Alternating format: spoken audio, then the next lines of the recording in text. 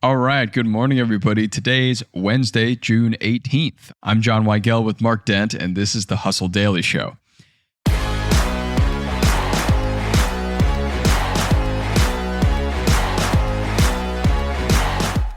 Retail isn't doing too great, but surprisingly, one company that was big in the 80s and the 90s is. I'm talking about The Gap. The clothing giant is making a big comeback right now, and it mostly has Gen Z to thank. So why is Gap back, and how is it bucking the overall tariff-induced retail slump?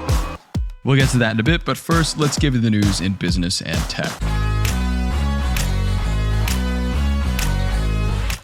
Starting us off today in Paris, the Louvre shut down on Monday after its staff went on an impromptu strike, complaining of crowds and understaffing. The French Art Museum saw 8.7 million visitors in 2024, more than twice what it was designed to handle, and planned renovations are still years off. I know from experience. I was just there earlier this year, and the line to get in was insane, and there was one guy managing the whole line, so that's true. Next, over to some battery news, which is a new thing for us here. Duracell is suing Energizer, claiming that its latest ad campaign is not only incorrect in claiming that Energizer Max batteries outlast Duracell Boost batteries by 10%, but has caused Duracell, quote, irreparable reputational harm. Energizer is basing its boast on one industry standard, Duracell alleges, but ignores others. Duracell wants Energizer to cut the ads and pay damages, and probably a public apology from the Energizer bunny. We all know that's not going to happen, though. Next, we're going to OpenAI. OpenAI scored a one-year, $200 million contract to support the U.S. Department of Defense with AI tools to, quote, address critical national security challenges in both warfighting and enterprise domains. OpenAI will work with defense tech company Endural, which received a $100 million contract last year. Okay, over to dating apps. Tinder got a new feature recently, Double Date, lets users create joint profiles with friends interested in going on, double dates. Match Group CEO Spencer Roscoff said during a Q1 earnings call that the dating apps struggle to appeal to younger generations and have to create lower pressure ways for Gen Z users, who are over 50% of the Tinder user base, to connect with each other. So Mark, we got double dates on Tinder. What are your thoughts on this? How chaotic will it be to make a joint profile with another person? I feel like this could lead to a lot of issues between friends. It's already tough enough to form a relationship with a potential boyfriend or girlfriend. And now it's you don't want to ruin a friendship potentially with this. But I actually think it's a smart idea that I'm amazed wasn't developed at least 7 or 8 years ago, to be honest with you. I even remember back when I lived in Philadelphia, there were these really smart engineer guys who kind of hacked their own way to do double dates. I think on either Tinder or Bumble or something like that. So it just seems to me that the demand for this is obvious. It's a way to just do sort of experiences, in groups with dating, which is much more of what young people are doing, particularly if you think to people who are in college or just out of college. Yeah, totally. And I do like it as kind of a low pressure way to go on an actual date. But I do find it pretty funny that now you just have 4 people in the mix. And what if everybody's not the other one's type? And, one person likes one person but doesn't like the other. Yeah, a lot can go wrong. But I'm excited to see this in action. Yeah. Going to have to be a lot of secret words or whatever. So that one will know that they want to leave and go to the bathroom at the same time and then never come back or whatever. Exactly. And finally, rejoice, everybody, the greatest hero of our time, Joey Chestnut, will officially return to the Nathan's hot dog eating competition this year after being banned in 2024. Joey Chestnut was originally banned for taking a brand deal with Impossible Foods, that traitor, which of course didn't go over well with the Major League Eating organization, which puts on the Hot Dog Fest each year. Mark, a star is reborn, it appears.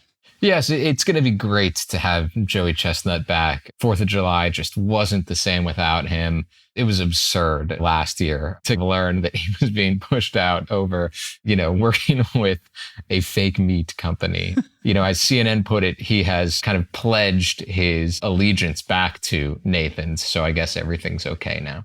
Yes, everything's okay. Just for some context, he's been a champion 16 times at this competition, and his most eaten hot dog run was 83. So, Mark, 4th of July is coming up, so you better get that stomach ready. Oh, absolutely.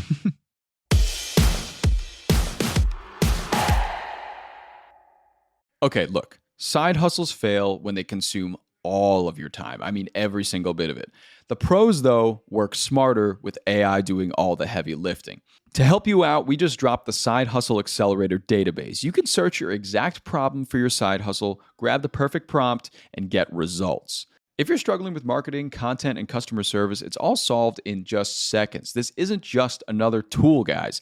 It's your unfair advantage in a spreadsheet. So stop asking AI the wrong questions and start scaling with what actually works. You can get it for free in the link in our show notes. And you can stop right now, actually. Why don't you take a look down at those show notes and tap the link. You don't want to sleep on this.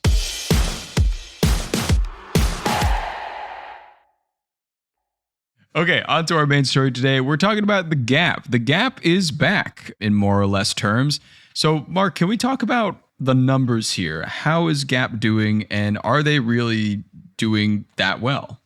Yeah, they are doing pretty well, certainly compared to a lot of their retail peers, big box, kind of big brand retail peers anyway.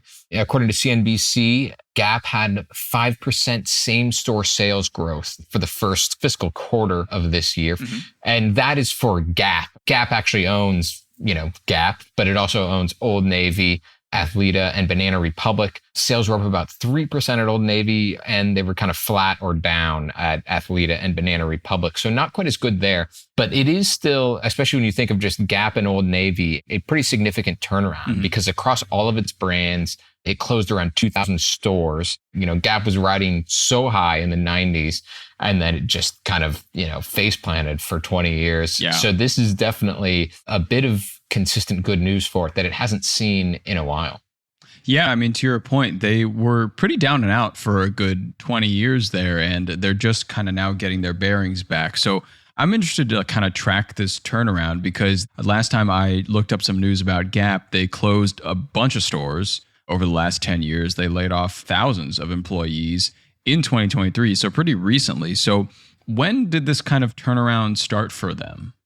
Well, I think it was around 2023. And to be clear, you're right. They did lay off, I believe it was around 1,800 employees across all their brands that year, which is a pretty depressing way to go about a turnaround, but is oftentimes one of the first options that companies take when they want to do turnarounds is they just cut costs. And, that's one way to do it. Yeah. But that CEO, Richard Dixon, and he's been around for just a couple of years now, but they had just some really turbulent times with their previous CEOs. No one really lasted long. And Dixon also hired Zach Posen to be their creative director. And he is sort of this like high fashion guy, who's always been at the Met Gala, for instance. He had his own namesake brand for a while, but it kind of crashed out a few years ago. But he still has like these really kind of deep influences and good connections with celebrities, which has been very helpful for the Gap. Yeah, I mean, he definitely catapulted them into the mainstream, it seems. Like he got them on Timothée Chalamet. So, I mean, that's a pretty big deal for Gen Z, at least.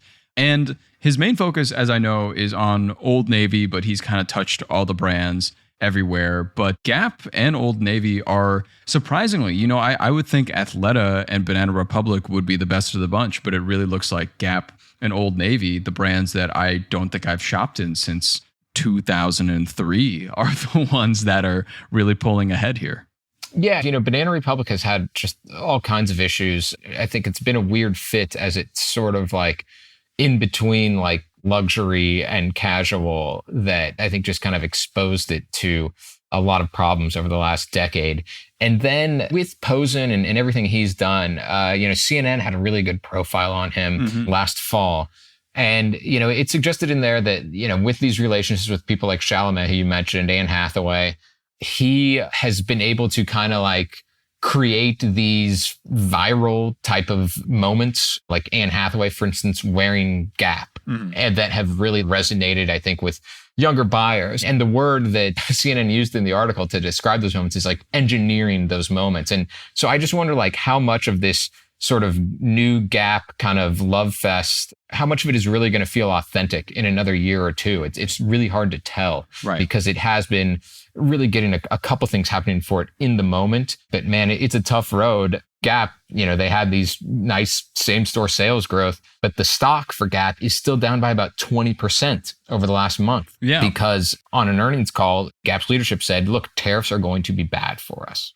Yeah, I think it's good to zoom out here a little bit because when you consider this win of same-store sales up, it's kind of in the story that we've been talking about for a while, the broader market and a problem among retail and customers actually buying things, which just this past May, as CNN reported, retail sales fell by 0.9%, almost 1% from the prior month. So people still aren't really buying right now, or they're buying a lot less than they were previously. So they're kind of, doing all right in this market, but they're definitely susceptible to the problems like everybody else. Yeah, I mean, for sure. And the two places where Gap does most of its production are Vietnam and Indonesia.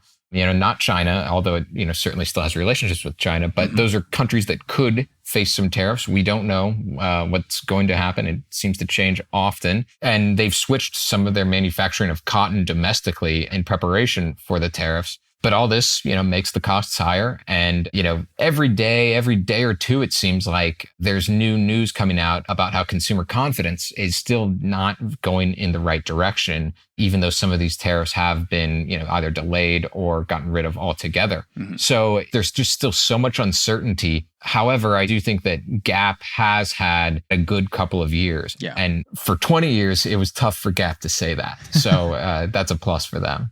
Yeah, it really captured something. Have they swayed you, Mark? Are you a Gap man? Have you been a Gap man?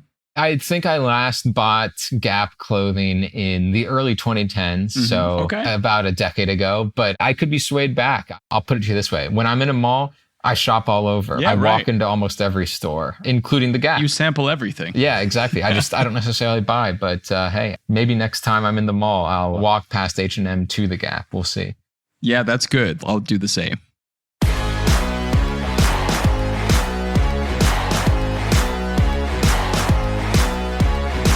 All right, and that's going to do it for us today. Thanks for tuning into the Hustle Daily Show. We're a proud part of HubSpot Media. Our editor is Robert Hartwig, and our executive producer is Darren Clark. We've got a lot more tech and business coverage in our newsletter. If you're not subscribed, what are you doing? Go get yourself signed up at thehustle.co/email and follow us on Instagram at thehustledaily. We will see you tomorrow.